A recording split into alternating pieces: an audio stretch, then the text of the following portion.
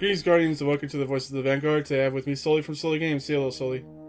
Hello, Guardians. And today we have the Felwinter's Lie, The Bread is a Lie, quest line that I'll talk about because I've done it. And we also have Twab. We'll talk about the nerfs to reload and all the different changes coming in the next season. And then Sully has his question of the week, which is, what would your dream raid be like? I'm interested to hear what you would have, to be honest. Okay. So let's start. This week in Destiny, what have you been doing? Well, Tuesday I hopped on because I saw, early Tuesday morning I hopped on because I saw that we finally completed, the public event. So, the next step was unlocked, so I went and did that, got all the shotgun kills. I went and, farmed at Leviathan. Yeah. And just got all my shotgun kills. While in that process, I also got the 4th Horseman Catalyst done. Then after that, since the next step was bugged, I haven't logged on since. Basically, the next step is just you get told a story about Rasputin, and then you get the gun. Okay. So you might want to just log on after this, and then go do that. Yeah, that's probably what I'm gonna do. And then do Assassin's Creed or something. I did like the dialogue though, for the the mission when you have to go to the Crucible map with him. Yeah. Going and talking about the Siva with the Iron Banners and how he basically led the Iron Banner there by dropping hints and stuff. So yeah, I thought that was really good. Mm-hmm. Yeah. Also, there was talk about an EXO and Rasputin being interested in that. I'll talk about the quest because that's what I've done. I don't know if you have anything else. I mean, that's fine. No, that's basically it for me. So yeah, pretty much just going off of that. Yeah, you get the kills and then you go to the moon bunker, and it starts telling you about the story of Rasputin, and I think it's supposed to be also the story of Felwinter. He was the son of a tyrant, basically, and he was for the people. I'm not too familiar with the story of that Rasputin, the real Rasputin. So I'm not sure. I feel like that's got to be I'm just gonna quickly look up the story of Rasputin if you don't mind. No, I don't care. Okay. Rasputin. Of course, it gives me the song first. God damn it! Where's the? Why did you give me the song? Okay, Grigory Rasputin.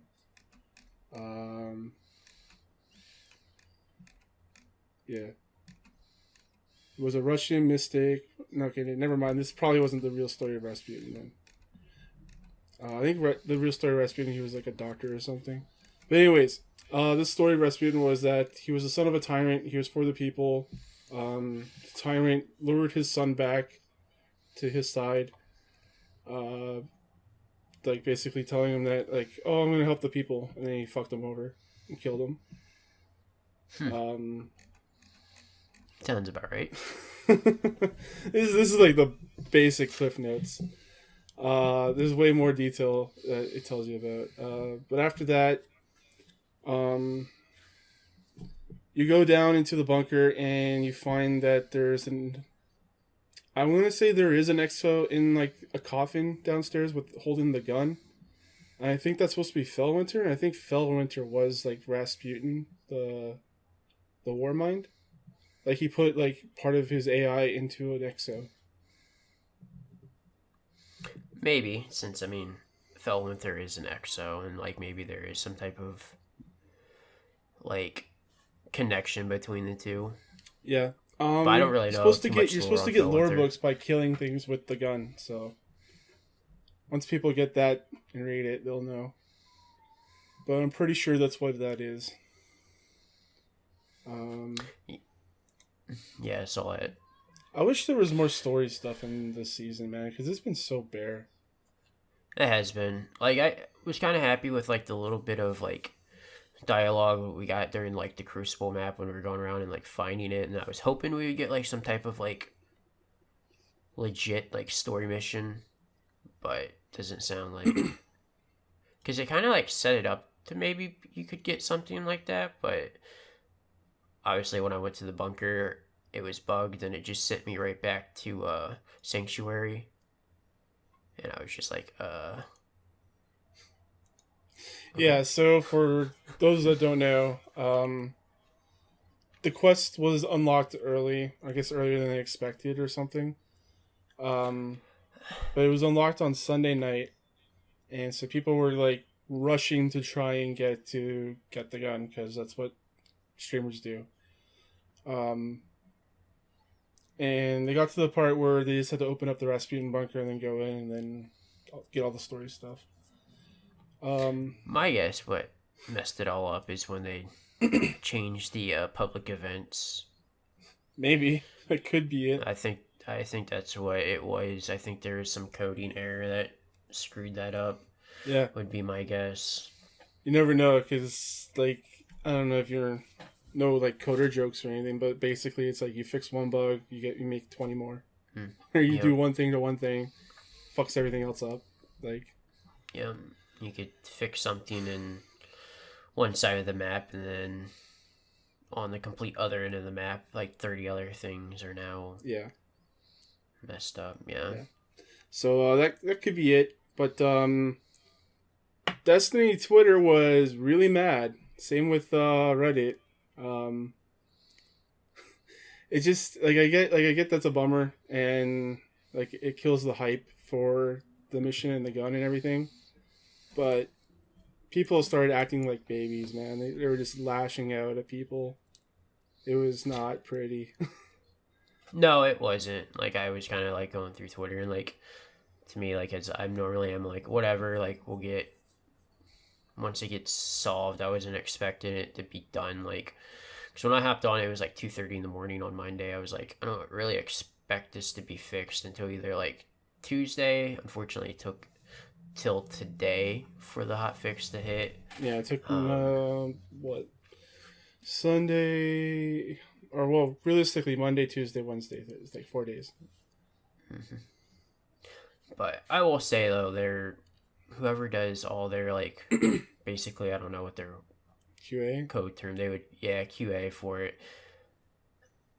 I think they should definitely kind of be on high alert because this has become kind of like a common thing, and like I understand like this is like a live action game and like you're gonna have bugs and like there are gonna be issues that go on from here like that you can't prevent. Like I understand that, but like especially this season it has been really bad. Really, really bad. So the most egregious thing I saw was that people were like, wait, you're not gonna fix it until Monday? Like you're not gonna start fixing it until Monday morning? Oh my god. And I'm just like, dude, it's like 10 p.m. their time. They're not gonna just go emergency call and like try and get that fixed immediately. Yeah. The only time that you would ever really see that being like an emergency call is more of like server issues. Yeah, if the game is down or something. Yeah. But yeah, for a bug, something like that, yeah. But as I said, like it sucks, but at the same time I do think there needs to become some type of attention in the studio on their QA team because I agree with this you. is getting a little ridiculous. I understand like bugs are gonna happen here and there, like can't prevent it in a live action game, especially a game of the size of like a Destiny with an MMO. But yes, this is becoming, I think, a problem. Yeah, it's getting to be a real problem. Hopefully, once COVID kind of slows down and hopefully they can get back into like the studio, maybe things get a little bit better because they've been working from home for a while. I think they were like one of the first studios. Yeah, they were. To start working from home or remotely, however you want to. I think it probably started somewhere in March, I want to say. Yeah, I think so, because Seattle got hit bad early. The whole West Coast did. Yeah. But unfortunately, it took longer to get the gun, but at least now we have it. And have you used it yet? No, I've just looked at the perks, and it kind of just looks like a Mindbender's type of gun. It's got slide shot, Mm-hmm. opening shot on it, accurized round, and full choke. Okay. 55 rounds a minute. I didn't look at whatever archetype it is, but I really haven't seen a whole lot on Twitter with it, to be honest, so I don't know how it's doing yeah, in Crucible. and I probably won't play Crucible for a while, so um, you're not gonna get a real review of that gun up for me, but I got it. This will probably be replacing Mindbenders, is my guess, because it goes in the same Yeah, slot. Yeah. you're probably right. So, Um, which, hey, I mean, I guess another option to choose from for people and people that can't get a Mindbenders. yeah. Go to that. So, I'll probably end up picking it up shortly after the podcast and giving it a try in Crucible and seeing how she goes. All right, Sully. What are 5 things that you want to see buffed in the world of Destiny? I mean, do you have anything? Probably not. Teraba. Sounds like. Yeah, that was actually on my list. Yeah, I don't even have the gun yet, but yeah, I would love to see Teraba get something, because from the sounds of it, it's basically you could almost make it a common weapon. Yeah, pretty much. It's basically a worse recluse. For me, the number 4 would be Outbreak. What's your next? Yeah, that gun's not getting enough love. Like, I think that has the potential to be a solid PvP weapon. Yeah. I don't know so much about PvE. Could be good in PvE in terms of just clearing out ads, but do you have a kid at your house? No, he's outside. I don't even know how far outside he is. I just have my door. I just have my window open. Oh, okay, I was like, what? You have kids at your place? What?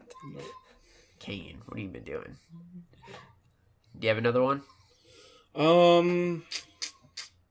Let's see. Are we strictly seeing exotics or? It can be anything. My list is all exotics, but Okay. like you can do like any type of like weapon type or. Come back to me. I'll think of something. Okay. So for my next would be this is kind of like a surprising one for me, but it was fun to use when it first came out and it was really good. But Cold Heart. Oh, for real? Yeah, or just in trace rifles, just in general. I would like to see them kind of get some love. Like, what would you want to see it do? Probably in either an increase of like DPS in terms of like maybe not so much with like Cold Heart like at start, but like the higher you're locked onto your target, like the increase of DPS you see from it. I like to see Thunderlord get a damage buff. Yeah, Thunderlord would be cool. I used to rock Thunderlord. I love the fuck out of that. It's still like fairly decent. Just for like clearing out lots of enemies, but it's a really cool gun. I used it not too long ago. Yeah, Thunderlord's actually really cool. And then for my next two are like my biggest ones that I would really want to see some love is number 2 is Sleeper Simulant. Oh yeah, man, that gun deserves some kind of buff. So, I think it got nerfed like 50% damage or something, and they just never touched it since then. I was really hoping this season they were gonna buff it because I was hoping last season they were gonna buff it. Yeah, but I feel like this season it just made sense involving like Rasputin. Yeah, totally. And then they had the nerf the snipers on top of the nerf the Izanagis. I was like, oh, this would be a good time for Sleeper to come in and like get its shine and love. Can you still hear the unfortunately, kid? No. Yeah. Oh my god, he's so fucking loud. Oh my god. Oh, you know what I have in mind for a buff? What up?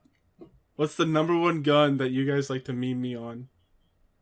I was thinking about that too. I was thinking about that just because of that. But yeah, Rat King. Yeah, Rat King. I like to see, I don't know, maybe like increased damage with the Rat Pack. I feel like if you get 6 people with a Rat Pack, you should be able to do serious like boss damage with it. Just for the fun. Yeah, come on. Just for the fun. Yeah. No, I was actually thinking about that because I was like, really, like. I have been killed by it a few times in Crucible. It's a fun gun to use. It's a full auto sidearm, and you get invisibility when you get a kill with it. Yeah. It's really fun to use. Yeah, no, I agree. I mean, it definitely has the exotic perks to it. Definitely could use some love. And sidearms are, like, fairly solid in Crucible. Yeah. So, like, I feel like, yeah, if there was some type of buff to Rat King, I think Rat King could definitely see some popularity usage in Crucible. And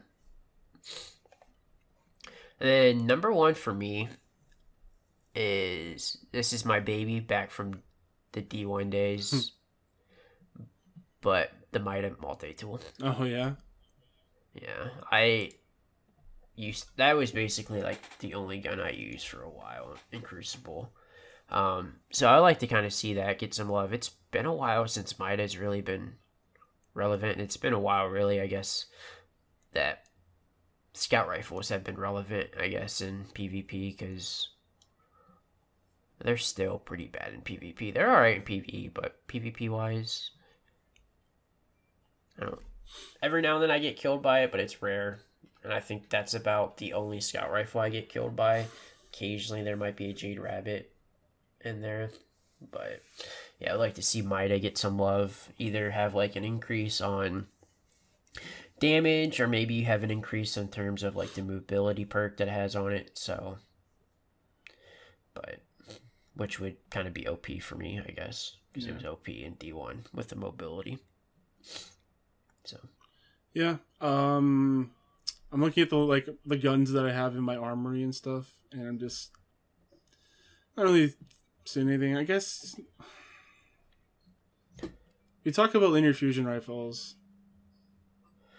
Yeah, I would, like, I mean, because you can use this as, like, I just have all exotics for mine. Yeah. But, like, you can do, like, weapon type, because, like, originally I had Deathbringer on my, my list. Yeah, I thought about that, but I don't know, like, I've used it and I like it as is already. But it's not good. It's not a lot of people using it, though. Yeah, I just feel like rocket launchers in general just need a buff. Yeah. Not just one rocket launcher, so I was kind of like, so honorable mentions, you could say rocket launchers could see some love, because, like, realistically, man, like, there's really no need to use a rocket launcher in this game. How is it that when you pre-ordered Shadowkeep, they gave you Two-Tailed Fox, and it's not, like, worth using? Yeah. No, that was another one I looked at. That was just weird. Like, because, like, once again, like, Two-Tailed Fox has, like, a really cool concept with, like, the double, like, rockets shooting out. Yeah, like, one primes it and the other one detonates it. Yeah. So, like, it was kind of cool, but, like, once again, it's just kind of, like, I mean, realistically, the only rocket launcher, like, really worth using is Truth, and that's more towards, like, using Truth in, like, either Crucible / Gambit. Yeah. Just because of, like, the auto, like, how hard the lock is on with that rocket launcher, but yeah, that's why I was gonna put Deathbringer on, but I was just like, I think rocket launchers in general just need a buff. Yeah. So, like, that's why I kind of kept it off. Obviously, I mean, I put Sleeper on there, but, like, yeah, linear fusion rifles, I wouldn't mind seeing some type of, like, increase to, like, damage in terms of, like, not basic, maybe, like, just have an increase to, like, critical. Mm-hmm. So you can maybe keep base the same, just grant a higher percent or damage with critical hits would be nice. Because, like, that's the kind of the point of a linear fusion rifle, is to kind of, like, hit them in their crit spot, since it's kind of like a harder hitting sniper rifle, just the way it kind of shoots. Yeah, I don't know if I have 5 or not, but I said some. You did. I think you said 4. You said Rat King, Terrible, which we both agree with. That just needs some kind of love, because, like, I mean, I'm still chasing it, because, like, I don't have it yet, because it won't drop for me from Crown. Which reminds me, I should start doing some more Crown raids. But, yeah, to me, like, that's probably the worst exotic in the game. It's so bad because it's, In terms of weapon. It's a raid exotic. Like, yeah. They're supposed to be good. Yeah. Yeah. It's weird. So. Alright, so we'll move on into TWAB then. The TWAB. Yeah, good TWAB? I don't know. Interesting TWAB, I guess.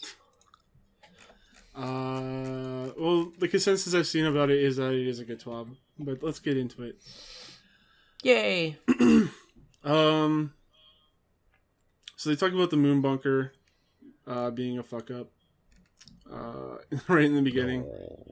Something unexpected happened on the way to the moon bunker. Many of you have been chasing the lie last week, and you began to hunt with Anna, successfully defending Seraph Towers in the Winding Cove, Anchor Light, the Rupture.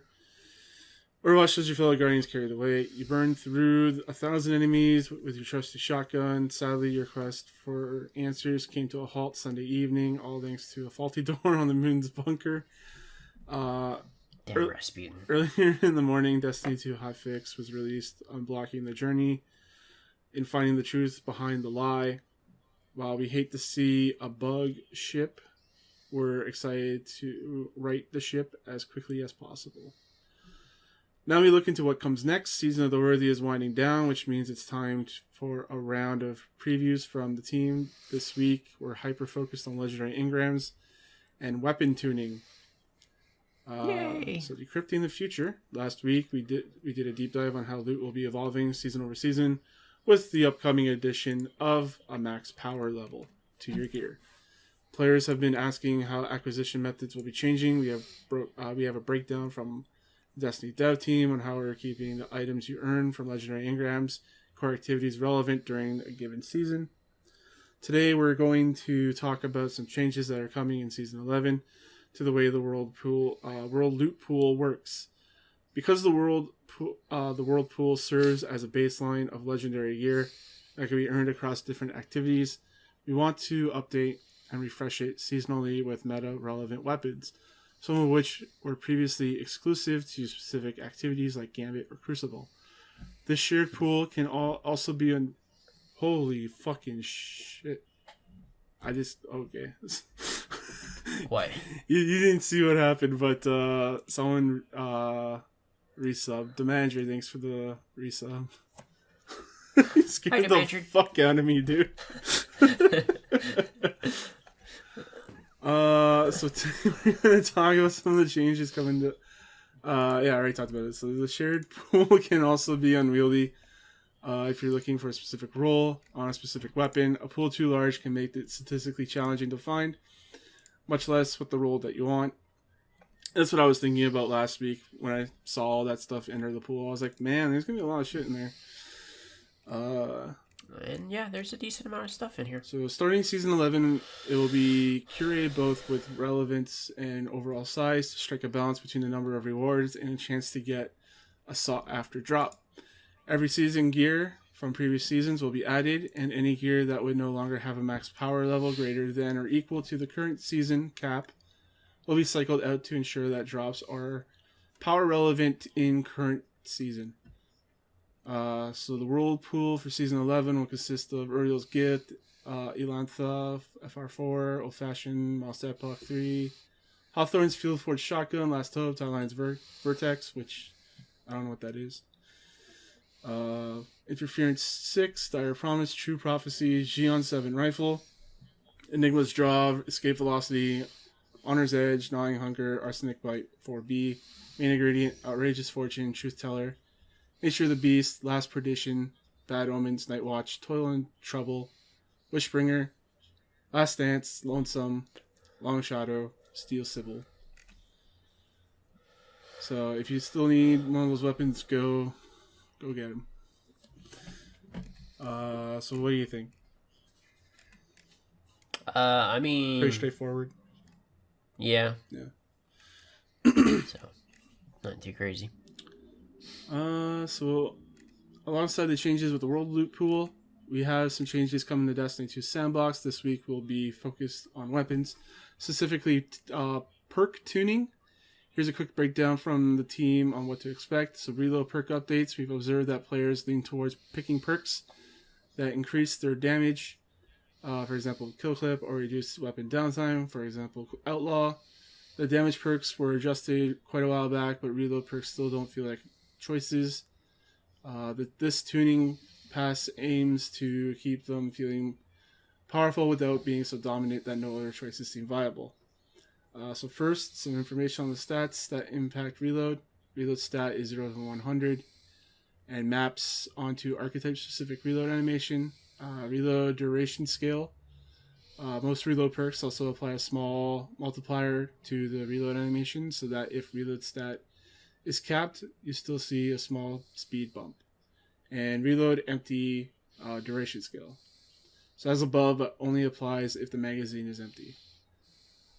Note that because most weapons have fairly high reload stats, decreasing a reload stat bonus from 100 to 50 will still max out the reload stat most of the time. So it doesn't slow down the actual reload as much as it seems. The following perks that alter these reload stats are being updated. So Outlaw is slowed down a little bit.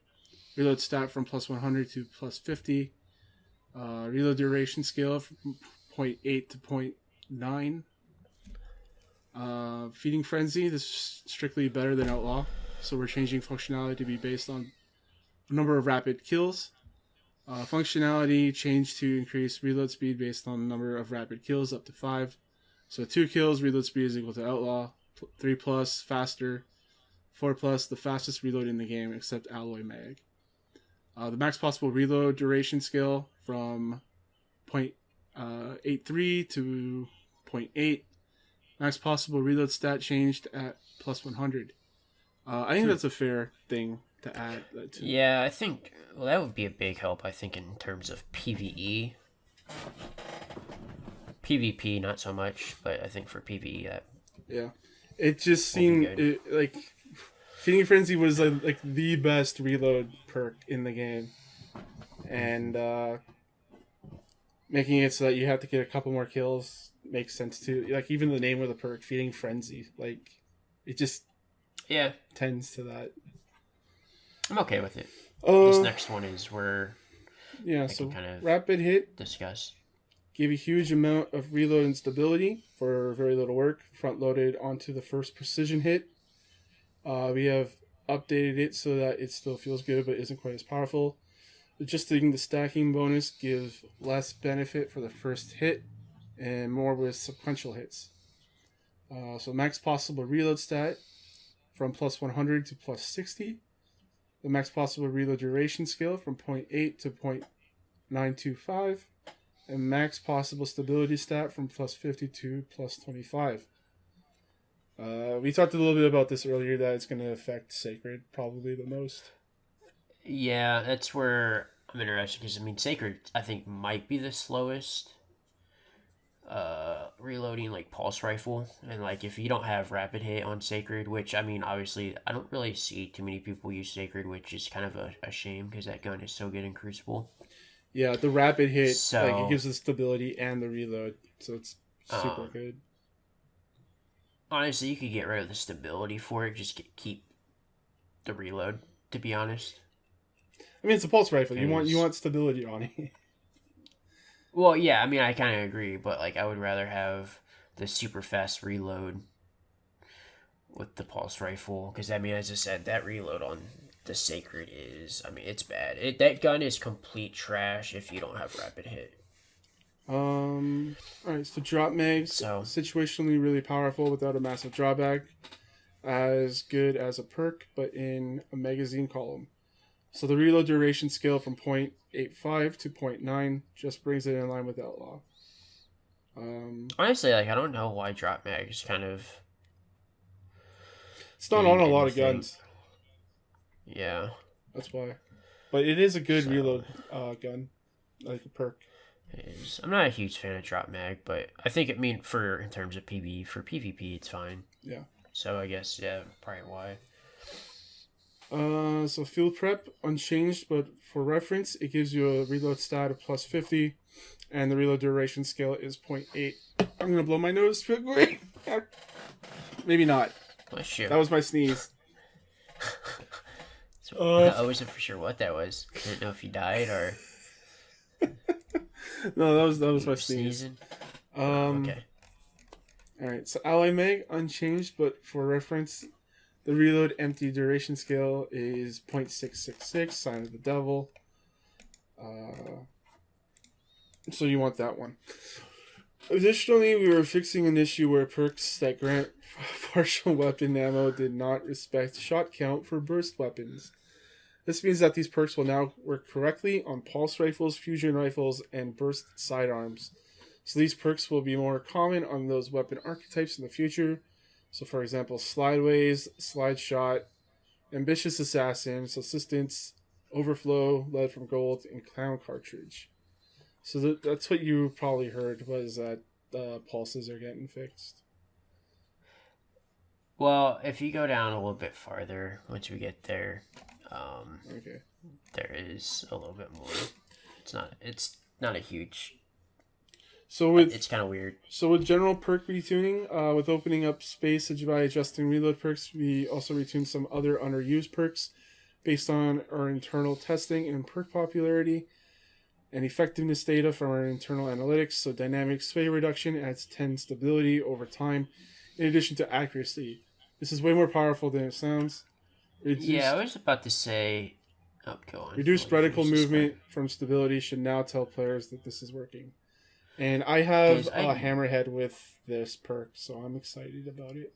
Yeah, I do too. And I feel like I never really is this thing even working type thing? Because I feel like that perk's kind of dumb. It doesn't do a good job explaining itself. Yeah, so hopefully with the increase, it feels relevant, I guess. Okay, pulse monitor. Take critical damage and you can quickly switch to your now fully loaded shotgun.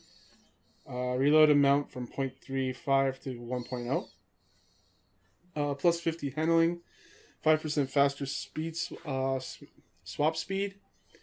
And this works on stowed weapons too, which was already the case, but it makes them a lot more useful.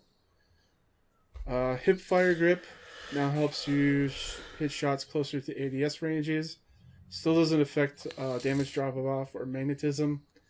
Gives a 1.2 times aim assist fall off and plus 15 aim assist. 1.7 degree precision hip fire angle threshold. By default, when hip firing a weapon, the center of your reticle must be over the target in order to get a crit. Otherwise, aim assist will give you a body shot. This change gives you a little leniency, so if the center of your reticle is not directly over the target, you'll still get the crit if you're within this angle. And this has no effect on sniper rifles. Oh, well, I mean, that's fine. That's a nice little increase, because I use hipfire grip for, a while. There is actually a period of time where, yeah. Yeah, 100%. So, that's nice. What were you going to say? There was a period of time? I don't even remember now. Okay. I don't even remember. So sneak bow, gets a stealth buff. It doesn't ping radar when shooting. Interesting. Yeah. So new perks. Yay, new perks. Next season, we'll have new perks rolling exclusively on the season of redacted weapons.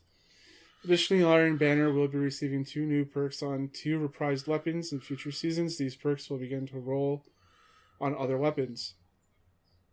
While we don't want to spoil the fun of discovering and testing new perks, we will leave you with the names of upcoming Iron Banner perks, Iron Grip, and Iron Gaze.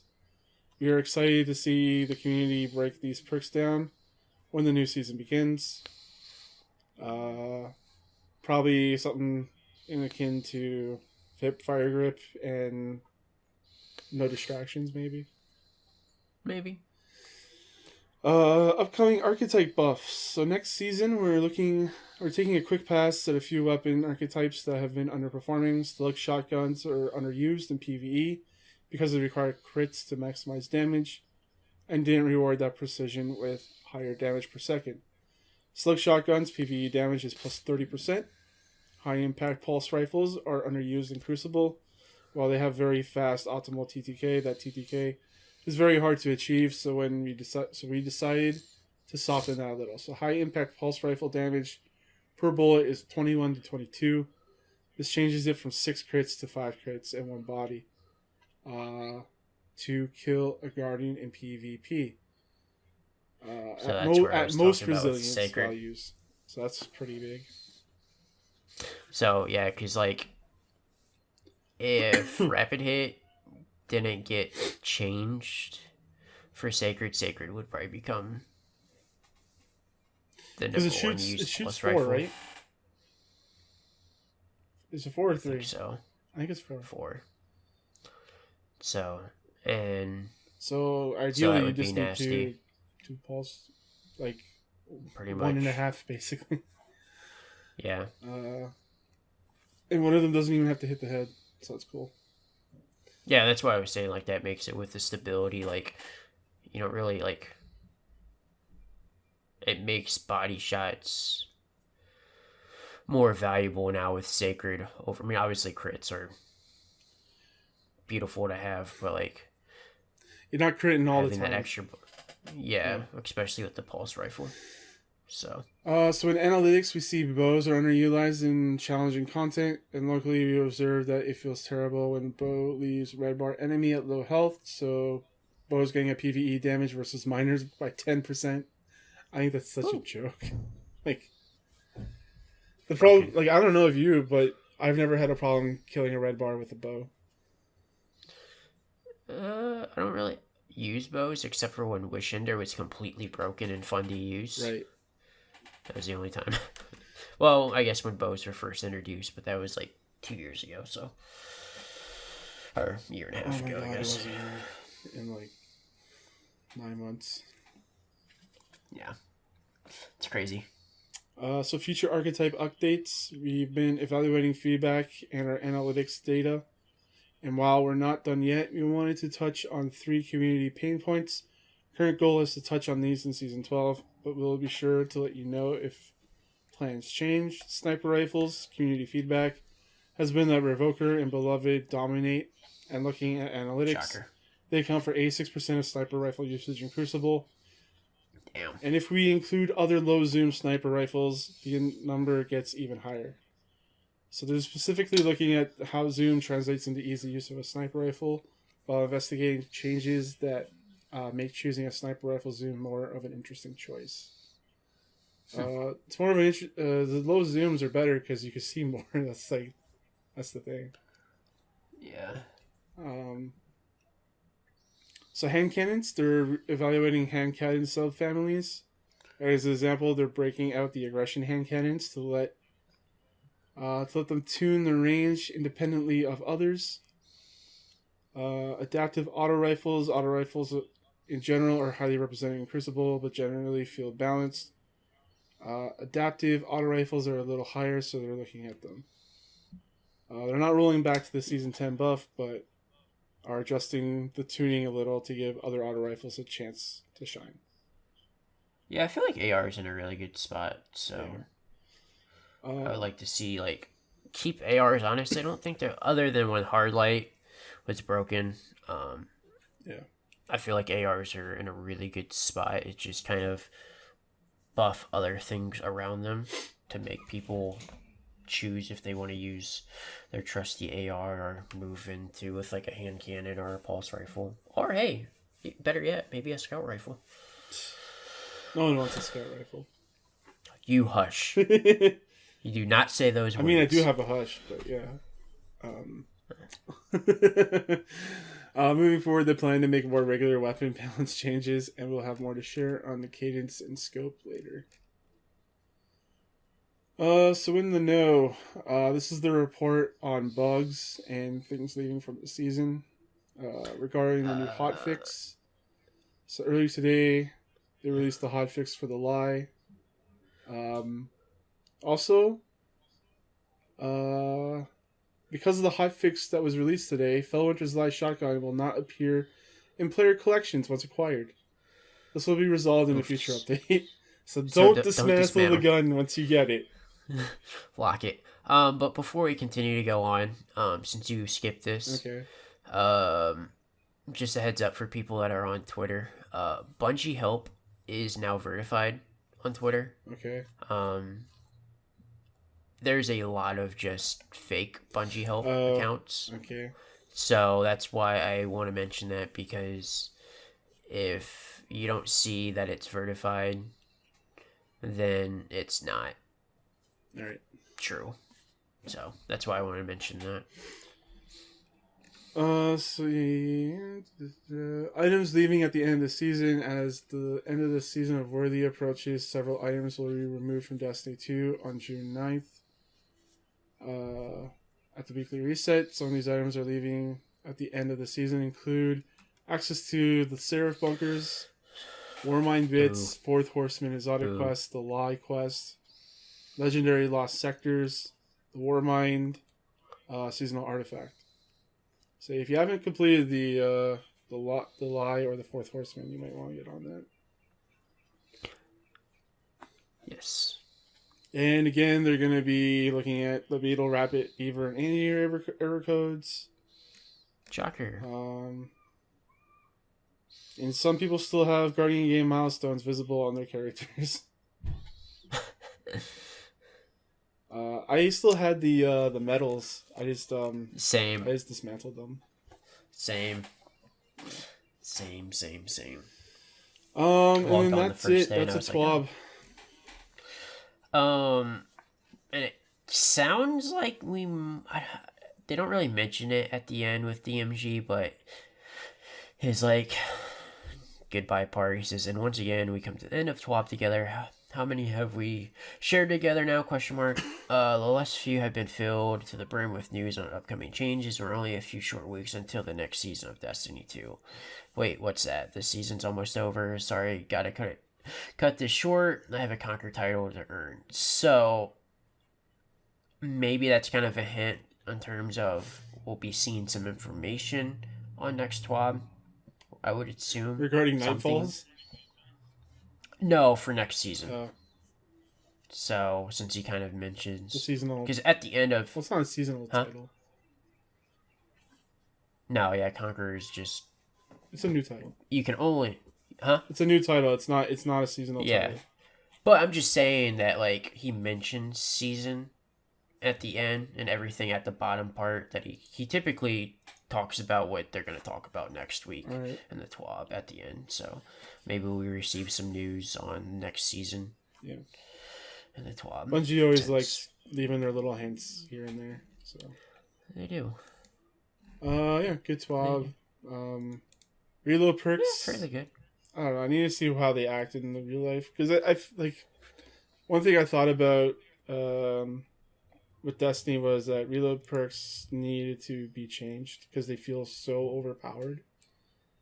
Okay. Other perks have no chance at being used. Yeah, I agree. And there's some really cool stuff out there. Shield Disorient is really good for Nightfalls and stuff. When you want to tougher enemies, you can disorient them once you just take down their shield. Yeah, it's a good PvE one. I think the reaction to this in terms of the community will probably everybody's thinking in terms of PvP. That's where everything the reload perks really, get the effect. But obviously this is more than just a PvP game, so there's that. Yeah, I'm right there with you. I'm kind of interested to see on how they feel. More importantly, I'm interested to see on how Rapid Hit works with Sacred, especially since Sacred's kind of getting a buff at the same time. Yeah. So I'm interested to see on how Rapid Hit works with that gun. But it doesn't seem like it's going to be a big difference, It's not going to be you're loading slow, way slower now. It's going to be It's like maybe like milliseconds. So, hey, that millisecond, somebody could, You fucking PvP you know, get people. get that last shot off, and I could be dead because they ruined my baby. Well, you know what? I hope they But yeah, ruin it. So there, have fun. and give me Mida. But no, yeah, I'm kind of right there with you too. Like, I mean, they don't seem like over like reload perks are completely just like done with. I do feel like yeah, they kind of like were a priority between that and range with certain guns, but I kind of do want to play around with them, see how they are. So I might try to do a video when next season drops, see how that goes, see how they feel. So Yeah. Sully's question of the week is: what would your dream raid be like? Please. We don't mention this, but this question is supposed to be like for our listeners and community. So like, if you want to like give us your answer to these questions, leave a comment in either the video Please. on YouTube, or you can hit us up on Twitter, wherever. Yep. Hit our Discord. Yep. But Dream Raid, how many encounters are there in Last Wish? There's a lot. So Because if I take my Dream Raid, I'll just like I'll take the number of encounters from there, and then I'll slot in what I want to slot in. I want to say that there's 5. Yeah. Because you got the wizard at the beginning, you have the puzzles, you have the giant, you have the vault, and then you have Riven. So And yeah, then you there's have to 5 run encounters. the ball. The heart. Oh yeah, so yeah, 6. It's hard for me to go from this because like what I imagine like a good raid being is first room you have the encounter, second room is your like traversal, more or less, to the next part. I would want it to be more. I like the hive quite a bit. I would like to see a hive raid. Okay. Yeah, and you really we had a lot of fucking Cabal, man. I'm kind of done with Cabal for now. Like, yeah. Except like for me, like, cause actually, like, cause my dream raid would actually kind of be about Cabal, because I feel like they haven't done Cabal right. there's so Like, much Cabal. There is, but like I just feel like I'm gonna let you finish with like your raid, and I'll kind of go into mine. But I just feel like they're not worry enough. I feel like they've all been kind of like, especially like Leviathan, there really wasn't like too much shooting going on except for baths. In terms where I feel like, because Cabal are kind of like up in your face. Leviathan is really They're good. like, Leviathan was like a solid raid, but I'm just in terms of just like it was too like mechanic heavy for being Cabal, and not See, I like having the mechanics, and I liked how they were all different. That's probably what I would want in my raids. Is like, there you can clearly tell the what was it? The year 2 raids were way more like, here's this one mechanic, and then do it throughout the rest of the raid. I would like to have like each encounter, like boss encounter, would be its own thing, kind of like Last Wish was. Okay.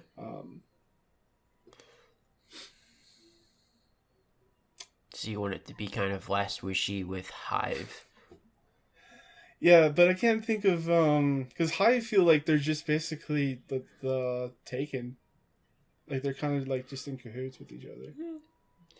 Yeah, they're similar. I mean, they praise The same gods, like they have the same gods. Yeah. I don't know.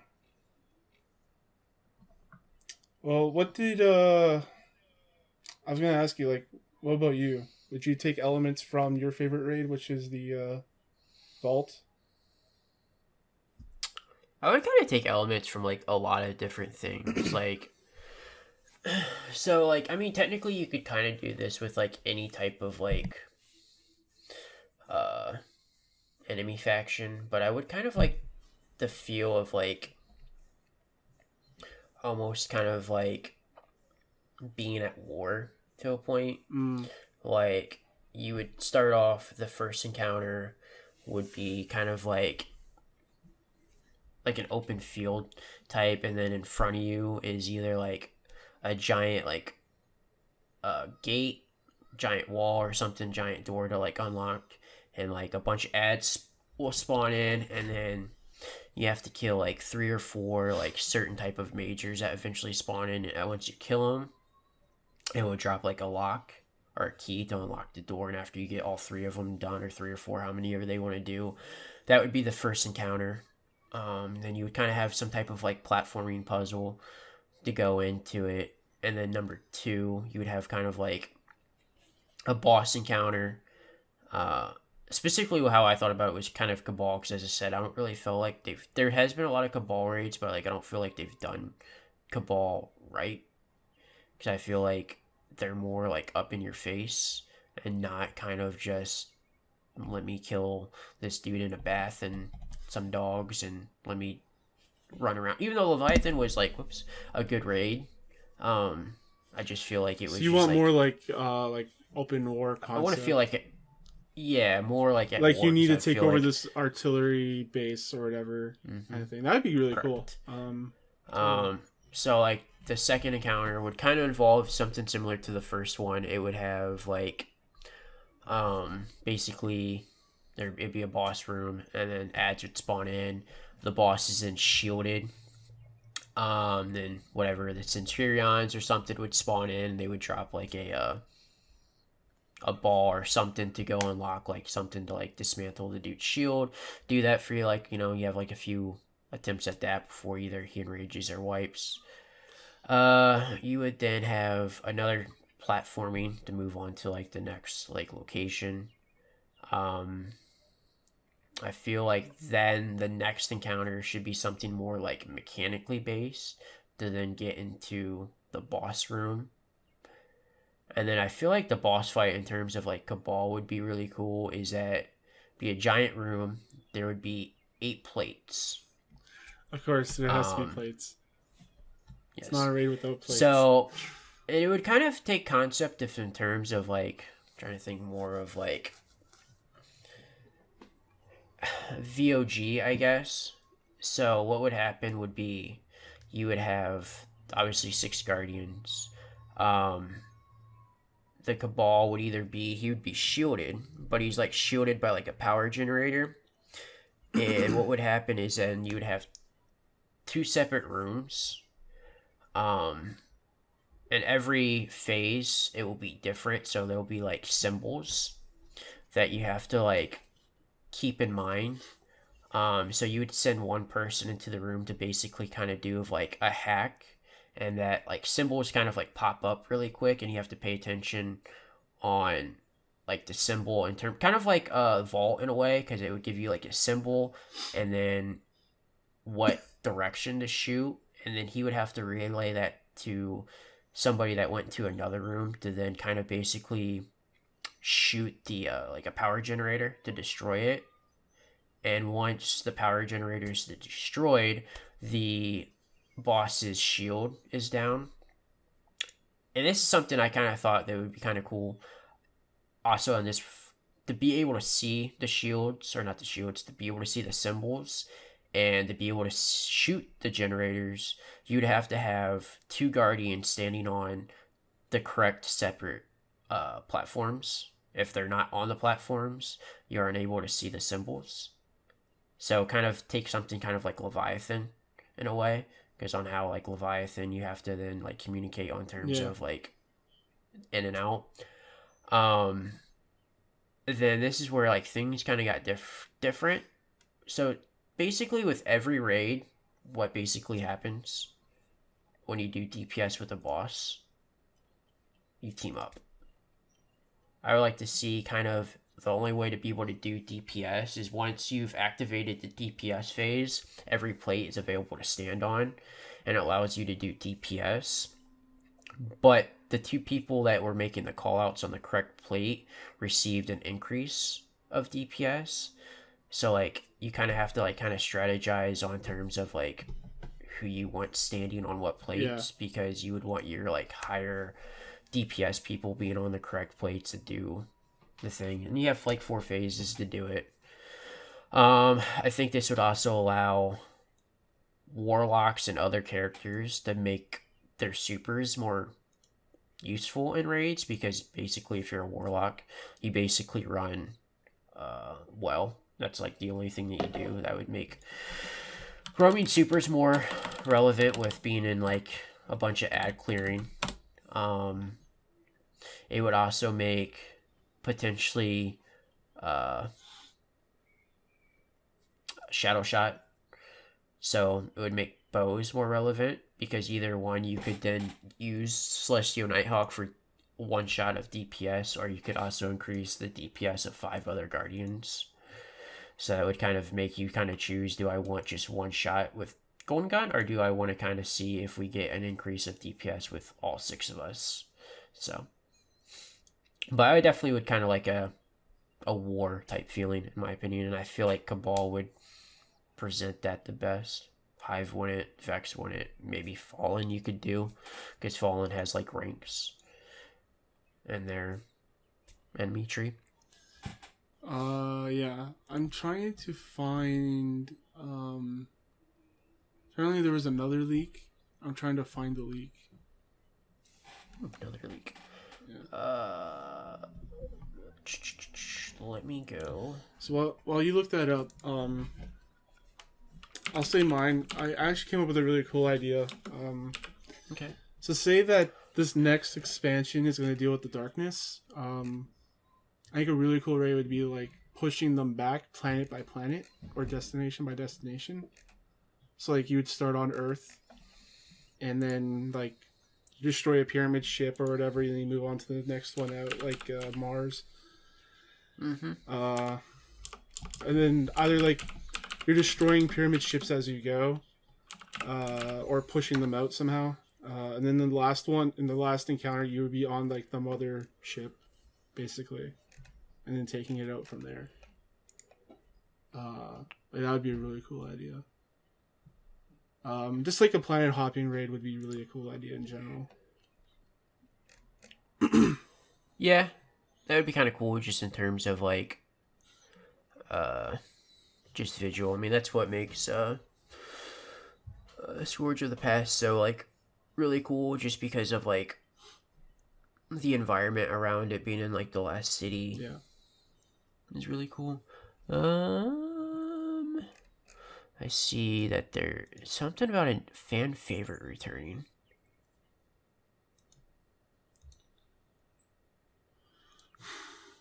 I don't know. The manager posted. I think the manager posted this in our Discord. Oh, What?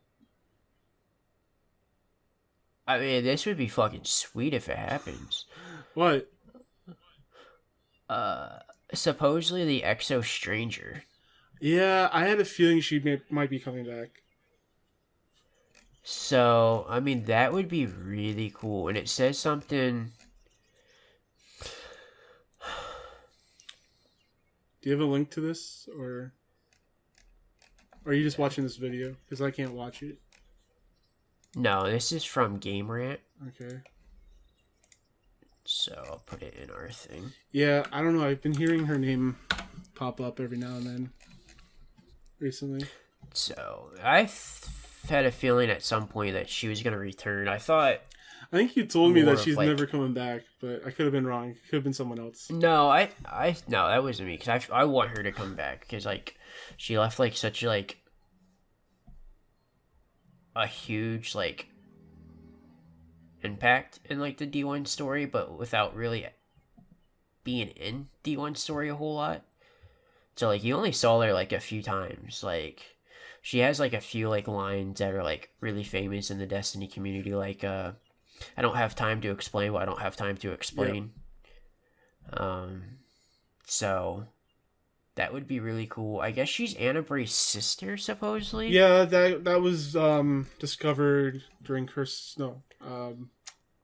Warmind DLC. Okay. It was an ARG that people participated in. People found like a real Valkyrie weapon, and like inside it was signed by her. Okay. Supposedly there's 4 audio voices out or clips, Okay. and it appears that she's talking to Callus. Interesting. So, and then she's even talking to Osiris.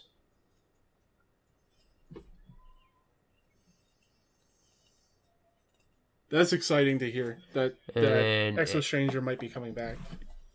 yeah, it is really exciting. And then, however, the second clip may give fans their biggest clue as she confirms that her exile was her choice, but had to happen as she didn't want to put any risk on Anna.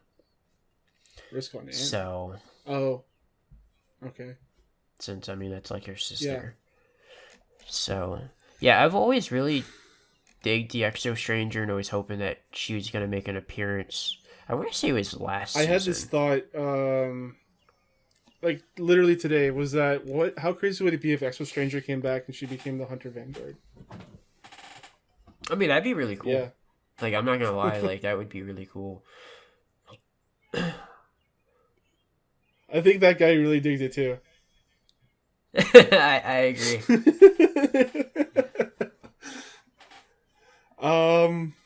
But yeah, there's your latest, I guess, on the Road of Destiny. Breaking news here. So yeah, this happened. Well, not too big breaking because it happened 6 days ago from Game Rant. But still.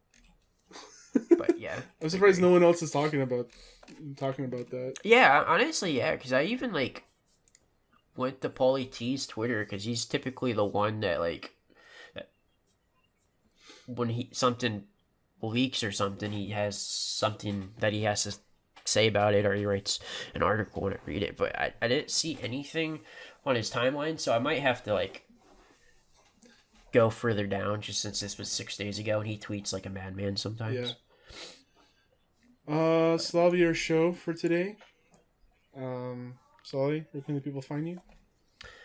You can find me on Twitter, Mixer, Twitch, and at YouTube at Sully__games. And you can find me, your host Thomas, on Twitter, CSG Thomas. You can email me, thomas@charshot.com. Visit our website, charshot.com, for audio, video, and written content. Trying to think of what else. Yeah, leave a review for us on Apple Podcasts or anywhere you get your podcasts. Please.